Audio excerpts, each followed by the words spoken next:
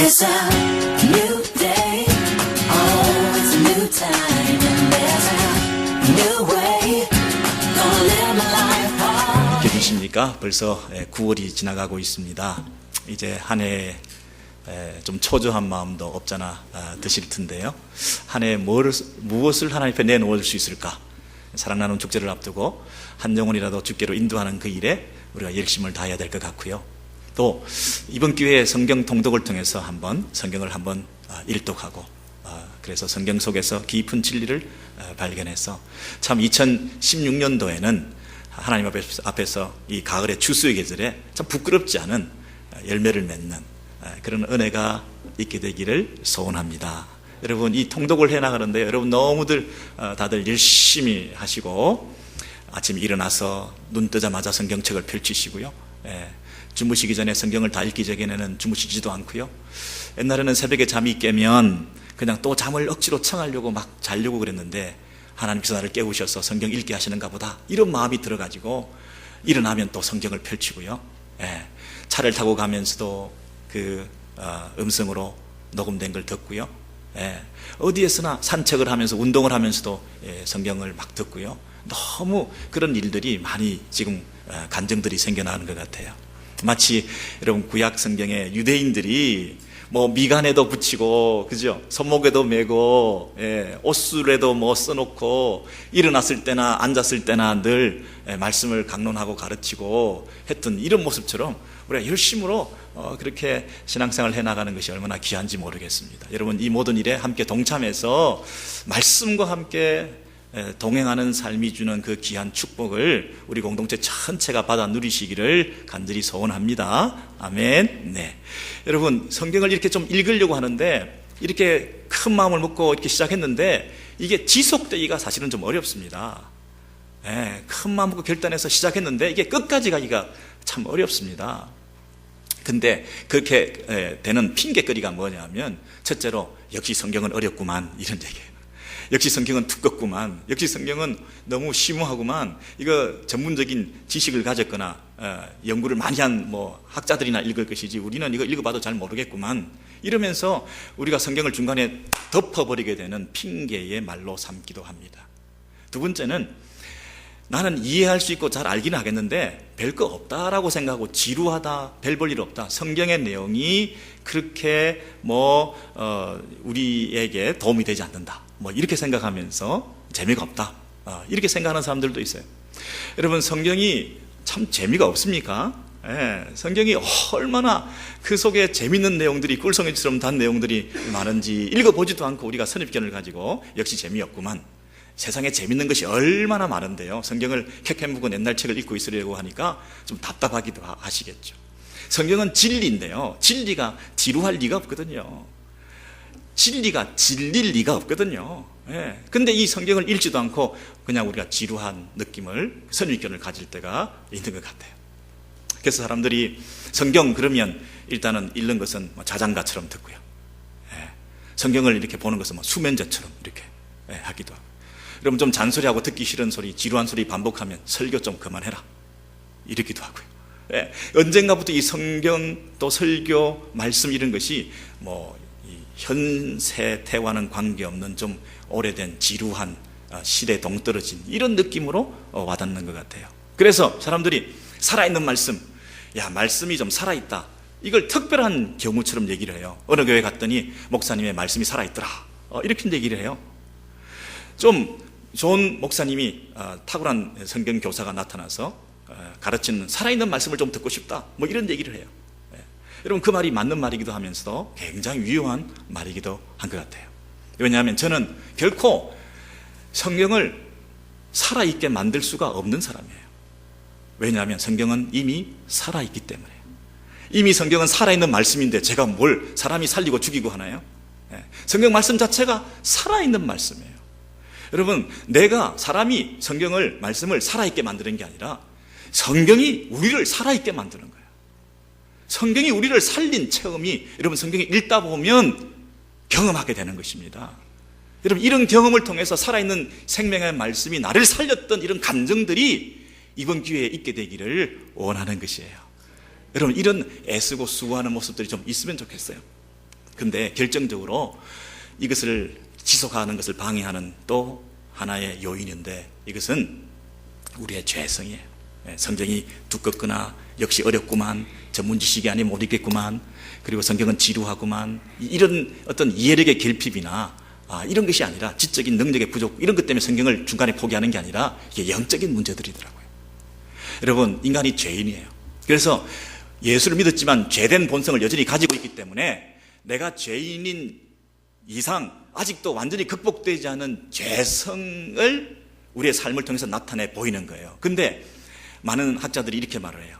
인간이 죄인인데 그것이 드러나는 가장 중요한 세 가지 성향이 뭐냐면 첫째는 교만이다, 그렇게 얘기해요. 교만하니까 죄인인 게 아니라요, 죄인이기 때문에 교만한 모습으로 드러나는 거예요. 교만한 걸 보면 야, 우리가 참 죄인이구나, 어쩔 수 없는 죄인이구나. 두 번째는 게으름이에요. 게으름. 많은 신학자들이 공통적으로 말하는 세 가지가 있어요. 여러 가지 모습으로, 양태로 우리의 그 죄된 본성이 삶을 통해서 드러나지만 첫 번째는 교만한 모습으로 드러나고, 두 번째는 게으름이에요. 게으름. 나태함이에요. 가만히 내버려두면 하나님 뜻대로 살잖아요. 내가 편한 대로 사는 거예요. 옳은 대로 가지 않고 바른 대로 가지 않고 내가 그냥 하고 싶은 대로 그냥 가는 거예요. 치열하게 싸우고 영적으로 우리가 무장해서 바르게 살려고 하는 그런 애쓰고 수고하는 노력들이 없어요. 여러분, 노동이거든요. 성경 읽는 것도 노동이거든요. 일이라고요. 근데 이 노동과 일이 저주를 받은 거 아닙니까? 창세기 때. 그러니까 수고하고 땀 흘려야만 이 열매를 먹을 수가 있는데요, 우리가 이 성경 읽기도 힘들게 땀 흘리고 수고해서 시간 들여서 하지 않으면 할 수 없는 거예요. 저절로 되는 것이면 얼마나 좋겠습니까? 이것도 일이기 때문에 시간 내야 되고 땀 내야 되기 때문에 하기 싫은 거예요. 하다가 포기하는 거예요. 너무 순진하게 우리가 예수 믿으면 성경 읽기 같이 고상한 일은 저절로 될 줄 착각하고 계세요. 너무나 우리는 예수 믿고 우리가 순진하고 나이브해가지고 이제는 전도는 뭐 나를 통해서 저절로 일어날 줄 알아요. 수고하고 애쓰고 물질로, 시간으로, 마음으로 투자하고 노력을 하고 들인 시간만큼 그 영혼이 바뀌어지게 되는 걸 경험하는데요, 우리는 시간도 들이지 않고 노동도 하지 않고 애도 쓰지 않고 시간과 물질도 눈물도 쏟지 않고 기도도 하지 않고 어떻게 그 영혼이 돌아오기를 기다리겠어요? 영적인 일도, 기도도, 성경 읽기도, 전도도, 심지어 일을 해야 된다는 거죠. 봉사도, 수고하는 것이. 근데 이거 하기 싫은 거예요. 하기 싫은 거. 성경 읽기도 노동이거든요. 다른 우선순위에 밀리거든요. 편하게 그냥 하고 싶지 왜 수고해서 땀 흘리면서 이걸 꼭 해야 되느냐고. 하기 싫거든요. 그러다 보니 안 하게 되는 거죠. 여러분, 신문이 있습니다. 성경이 있습니다. 어디에 손이 가나요? 요즘 성경에 손이 가신다고요? 여러분, TV가 있습니다. 리모트 컨트롤러가 있습니다. 성경책이 여기 있습니다. 어디에 손이 가시나요? 인터넷이 있습니다. 여러분, 잡지가 있습니다. 우리를 유혹하고 우리를 마음을 뺏는 것들이 얼마나 많이 있습니까? 그것을 이겨내기가 어려워요. 여러분, 세 번째는 부정직이에요. 첫 번째는 교만이고, 두 번째는 게으름이고, 세 번째는 정직하지 못하는 거예요. 속이는 거예요. 거짓말하는 거예요. 이게 습관처럼 우리 삶 가운데 죄인들은 자연히 드러나게 되어 있는 거죠. 그래서 성경 읽는 부분에 있어서도 이렇게 얘기를 하는 거죠.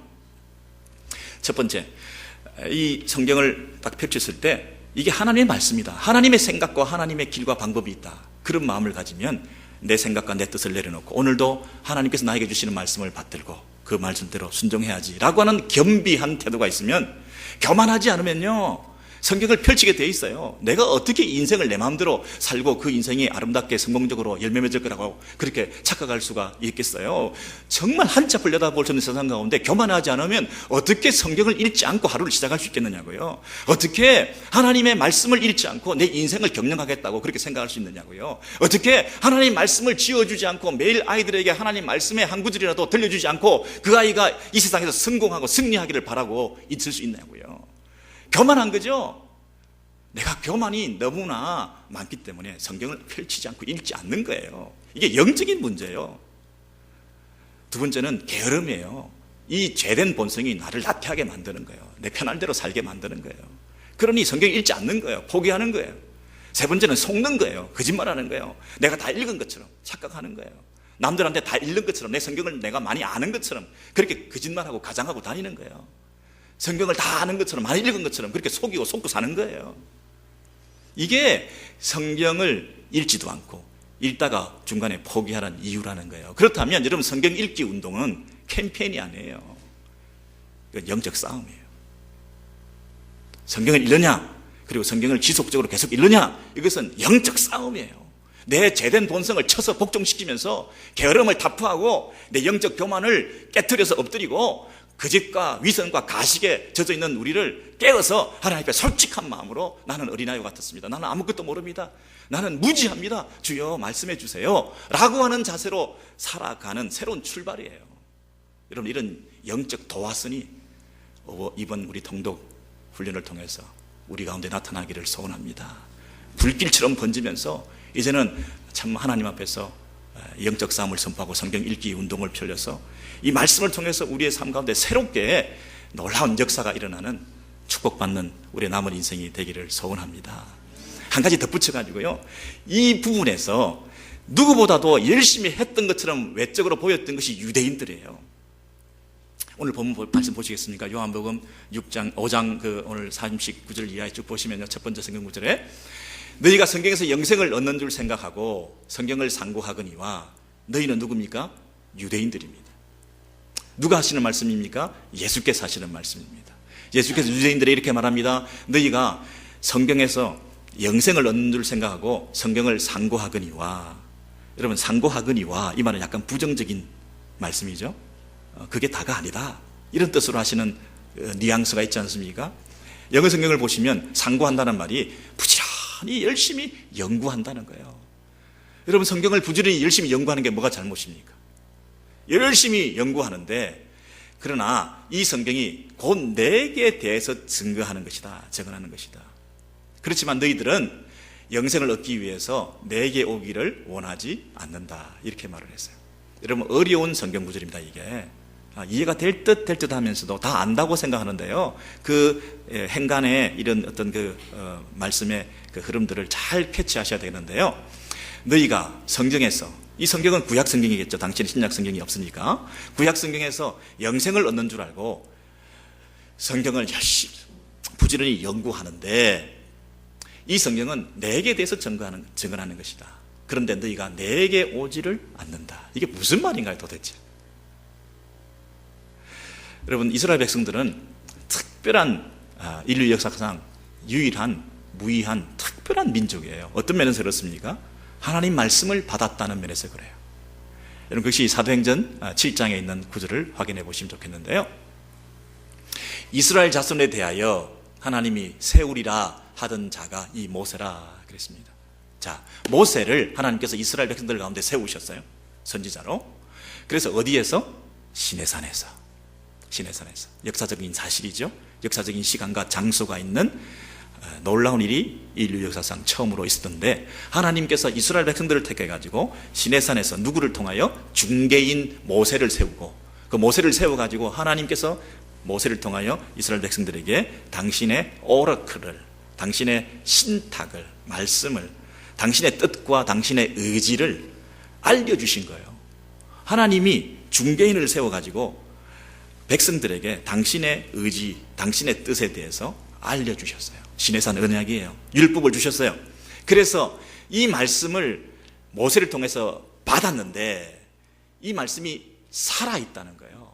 살아있는 말씀이라는 거예요. 여러분, 우리가 말씀이 살아있는 말씀으로 만드는 게 아니라 말씀 자체가 살아있다는 거예요. 우리가 말씀을 살리는 게 아니라 말씀이 우리를 살린다는 거예요. 이 살아있는 말씀을 받아서 이스라엘 백성들이 살게끔 하셨다는 것이지요.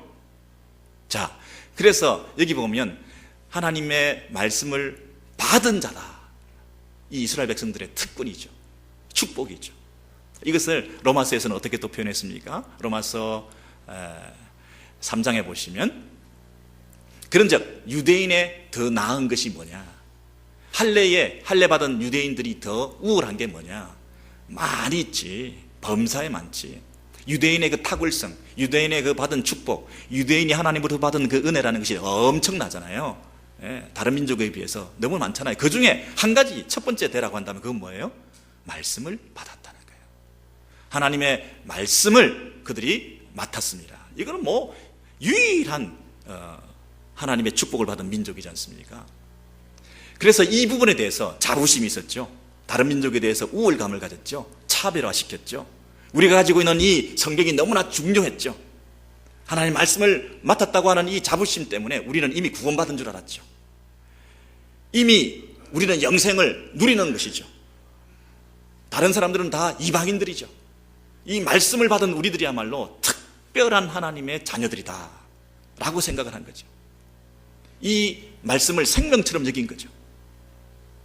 이 말씀을 애지중지하고 생명처럼 여기다 보니까 이 말씀이 생명이 된 거죠.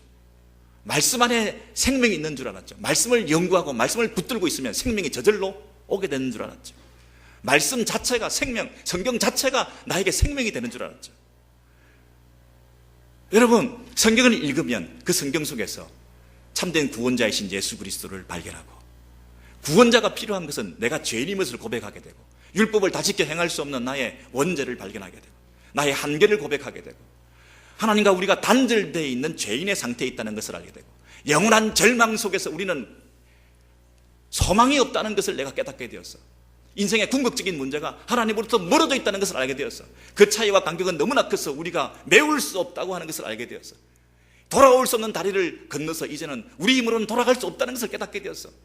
이제 그 하나님과의 단절의 상태를 메워줄 수 있는 하나님의 방법, 하나님의 구원자를 보내주신 예수 그리스도를 발견하고, 우리는 무력하지만, 우리는 무능하지만, 우리는 전적으로 타락했지만, 이제 그 예수 그리스도의 의지에서 하나님께 나아가 하나님의 생명을, 영생을 하나님 안에서 누릴 수 있다고 하는 그 사실을 깨닫게 하기 위해서 성경은 그리스도를 소개하고 있는데, 유대인들은 성경 자체에 함몰되어서 성경이 생명인 것처럼 성경주의에 빠져서 성경책 숭배자가 돼가지고 성경 하면서 예수 그리스도께로 나아가지 않았던 불행한 민족이 되었다는 것이죠.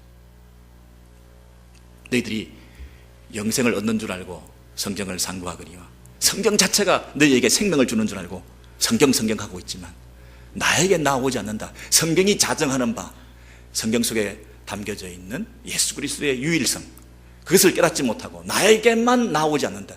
다른 것에 관심이 많구나. 성경을 연구하는데 글자 수를 헤아리고 획수를 헤아리고 단어 수를 헤아리고 성경을 나누고 분석하고 사소한 것에 생명 걸면서 막 연구를 많이 해서 그 율법을 지켜서 행함으로 내 의의가 생기고, 그 율법을 지켜 행하는 데 있어서 규정들을 만들어서 그것이 자기의 전통이 되고 유전이 되어가지고 그것을 그 울타리 안에 가두어서 그 안에 있는 사람들은 구원받은 사람이고, 그것을 지켜 행하지 않은 사람은 구원받지 못한 사람이고, 성경을 많이 연구해서 성경적 지식이 축적되면 축적될수록 내가 더 하나님과의 관계가 의로워질 수 있다고 착각을 하고, 성경 속에서 내가 죄인임을 발견할 수 있도록 성경을 읽어야 되는데, 성경을 읽을수록 내가 의로워지니 그 의의를 어떻게 누가 해결해 주겠느냐는 말이죠. 내가 죄인임을 발견하도록 성경을 읽어야 되는데 성경을 읽을수록 점점 내 의의만 높아지니 그게 그리스도가, 하나님의 의의가 들었을 자리가 없는, 야, 너희들의 그 인생이야말로 참으로 불행한 인생이구나. 한번 생각해봐라. 네가 하나님의 말씀을 맡았다 하더라도 네가 잘나서 맡은 게 아니잖아. 유대인이나 헬라인이나 다 나을 것이 없다. 차별이 없다. 죄 아래 우리 모두가 다 죄인은 없다. 의인은 없다. 모두가 죄인이다. 기록된 바 의인은 없었으니 하나도 없다. 이 말씀을 로마서에서 복음을 설명하기 위해서 제일 먼저 들고 들어온 게 뭐예요? 말씀을 맡은 자들의 특권과 우월감이 너희를 망치고 있구나. 그렇게 말하는 것이잖아요. 여러분, 어떤 환자가 죽을 병에 걸려서 수소문을 해가지고 용한 의사를 찾았어요. 병원을 찾아냈어요. 거기만 가면 병을 고칠 수 있다. 그 의사가 이 병을 고치는 명의다. 그 의사가 써주는 처방전을 하나 들고 오면 그 약대로 먹으면 이제는 우리는 살 길이 열린다. 그래서 막 열심히 찾아갔어. 그 의사를 만나서 처방전을 받았어요. 너무나 기쁜 거예요. 이제 살 길이 열린 거잖아요. 이제 내가 살았구나. 이 처방전을 받으려고 얼마나 내가 애를 썼던가. 이 처방전을 그래서 씹어 먹었어요. 너무나 귀하잖아요. 이거 먹으면 사니까. 이것 때문에 내가 지금까지 오매불망 그 의사를 찾아다니고 이제 그 원하던 걸 받아들었는데, 이제 이거 먹어버려야지. 예? 여러분, 이게 처방전을 먹는다고 내가 살 길이 열리는 건가요? 성경을 읽는 목적은 성경을 기록한 목적에 맞게끔 그리스도를 발견케 하고 내가 죄인임을 알고 하나님과의 단절의 상태를 메워주는 예수 그리스도 안에서 구원이 있다는 것을 깨닫게 되어서 내가 하나님 안에 참된 영원한 만족이 있고 나 같은 것에게 하나님의 구원을 허락하신 이 하나님의 은혜에 감격하고 나 같은 것에게 허락하신 하나님의 그 축복을 생각할 때 내가 눈물 없이는 성경책을 읽을 수 없었어. 늘 기쁨과 감사와 평안이 넘치는 이런 삶으로 나아가야 되는데 성경책 자체에 빠져가지고 성경책을 가장 소중하게 여기면서 어떤 사람들은 성경을 금박으로 만들어가지고 액자에 넣고 창고에 가두어서 금고에 걸어놓고 아무도 만지지도 못하게 하고 너무나 귀하고 소중하니까 그렇게 하는 사람들이 생기는 것처럼 여러분, 우리가 혹시 그런 우를 범하고 있지 않을까요? 어떤 형제가 군대 갔는데 사랑하는 여인의 사진을 수첩에 붙이고 다녔어요. 시시때때로 꺼내보면서 너무나 그리워하고, 저보고 비웃지 마세요. 군대도 안 가본 사람이 그렇게 얘기한다고 해서 예도 못 듭니까? 근데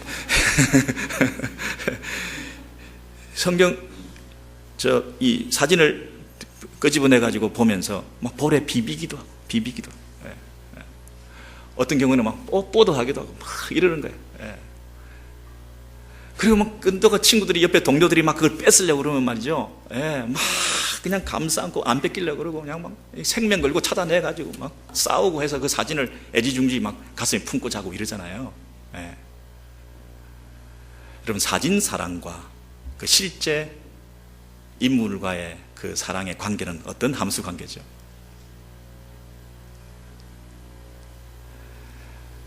사진을 그렇게 사랑한다는 얘기는 그 여인을, 그 애인을 너무나 사랑하기 때문이잖아요.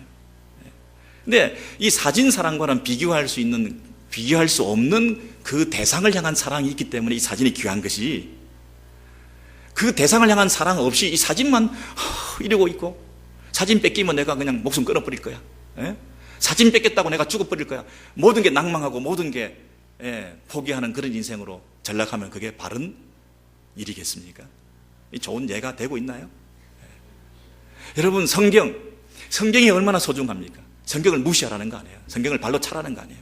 성경을 읽지 말라는 게 아니에요. 성경이 너무나 소중한 거죠. 지금 성경 읽기를 하지 않는 사람들은 이 설교 들을 필요가 없어요. 그나마도 안 하고 있으니까. 근데 성경을 열심히 읽고 있는 분들에게 제가 하는 이 메시지예요. 성경을 사랑하는 분들에게 하는 메시지라고요. 성경을 너무나 근데 너무나 성경을 사랑하다 보니까 그 성경이 담고 있는 하나님의 사랑을 놓치게 되지 않는가. 우리가 성경 읽기를 하고 성경 통독을 하고 막 하다 보니까 우리의 삶의 중심이, 성경 읽기가 삶의 중심이 되고 있지 않나요? 성경이 말하는 예수 그리스도가 삶의 중심이 되어야 되는 거 아닌가요? 성경 통독 운동이 지금 우리 삶의 모든 우선순위가 되고 있나요? 성경이 말하고 있는 예수 그리스도가 내 삶을 지배하고 다스리셔야죠. 말씀이 왕노릇하고 그 말씀 가운데 예수께서 내 삶의 주인으로 자리하시면서 내 안에 한없는 기쁨을 주셔야죠. 통독하는 그 즐거움과 통독을 했다고 하는 만족과 내가 여러 번 통독했다고 하는 그 자기의가 혹시 쌓인다고 한다면, 아니 하지 않는 사람들에 대한 차별화를 시키면서 나는 더 낫다라고 하는 생각을 가지고 있다고 한다면 이게 얼마나 위험한 노릇입니까? 저희 어머니가 필사를 하셨는데요, 몇 년 전에 미국에 있는 아들과 우리 손주들에게 영어로 쓴 필사와 성경 한국말로 쓴 필사를 2권을 보내셨어요. 그분이 영어를 잘하는 분이 아니거든요. 거의 그냥 그려가지고 손주한테 커뮤니케이션을 하고 할머니가 이렇게 성경을 사랑하는 마음으로 너희들에게 이것을 전달해 주기로 해서 한국말로 잘 모르니까 영어로 뺏겨온 거예요. 여러분, 물론 필사가 나쁘다는 게 아니에요. 그 하시면서 말씀과 가까이 하고 다른 거 하는 것보다는 성경 읽고 한 구절이라도 더 알게 되고, 그 과정을 통해서 얼마나 은혜가 있으셨겠어요. 그 자체가 나쁜 게 아니에요. 그러나 그 필사 자체를 하면서 예수 그리스도가 빠지면, 예수 그리스도가 주는 그 생명을 호흡하지 않고 그 필사하는데 전심전력해가지고 그 일에만 최선을 다한다고, 그 완성한 것에 대한 그 만족만 있다고 한다면, 예수 안에서 누리는 만족이 그 기간 동안에 조금이라도 희석되었다고 한다면 이거 얼마나 불쌍한 노릇이냐고요. 하지 말라는 게 아니라 통독을요, 통독해야죠. 그러나 그 통독 속에 예수가 빠지면, 예수가 주는 생명이, 영생의 그 기쁨이, 하나님과의 관계의 회복을 통해서 누리는 그 만족과 감격이 살아있지 않으면, 이게 자칫 잘못하면 유대인처럼 자기 의의 함정에 빠지는 위험성이 있지 않겠습니까? 우리가 한 걸음 더 나가서 열심히 성경을 읽어야 됩니다만은, 그러나 그 열심히 읽는 성경 가운데 정말 생명을 누리고 있느냐, 그 얘기를 하고 싶은 것이죠. 여러분, 성경은 예수 그리스도가 누워있는 요람과 구유와 같아, 이런 말을 누가 하셨어요? 요람, 구유에 이렇게 그리스도가 누워 계시는데요, 우리는 그 구유와 요람을 막 조사하다가 그 아기 예수께 경배하는 것을 놓치고 있어요.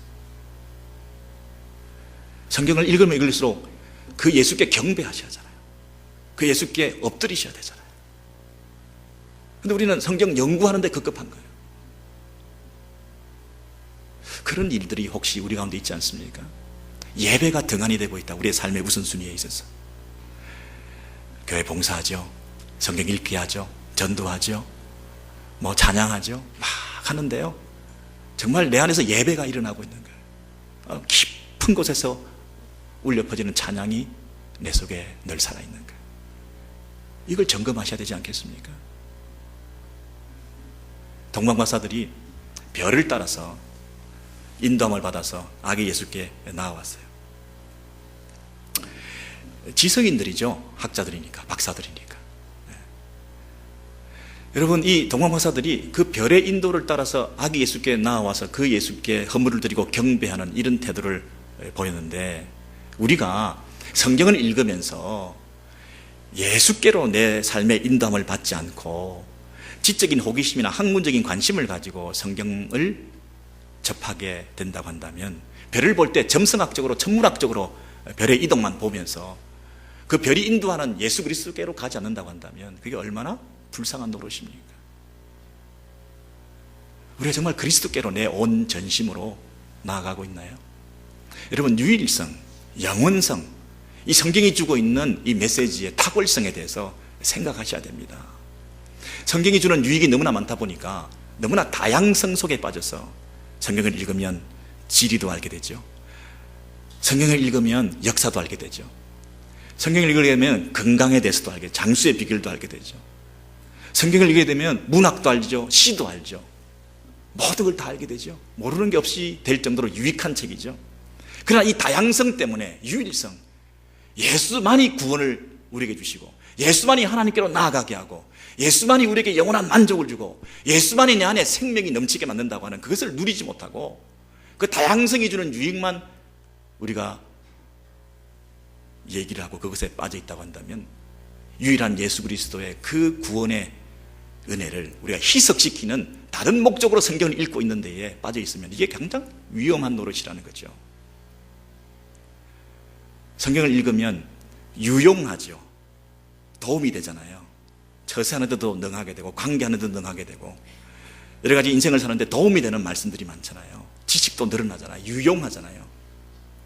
여러분, 유용하다고 해서, 이 땅에서 유용하다고 해서 영원한 구원에 대해서, 영원성에 대해서 우리가 놓치게 되면, 이 땅에서 아무리 유익하고 유용한 성경책 읽기를 한다 하더라도 진정한 생명을 얻을 수 있냐고요. 오히려 그런 유용성과 다양성 때문에 유일성과 영원성을 놓치고 있다면 성경 읽기는 잘못하고 있는 거죠. 여러분, 우리 속에 이런 성경에 대한 감격, 기쁨, 이 노래를 부르시면서 성경을 열심히 읽으시고 또 바르게 읽어나가시는 저와 여러분 되시기를 주의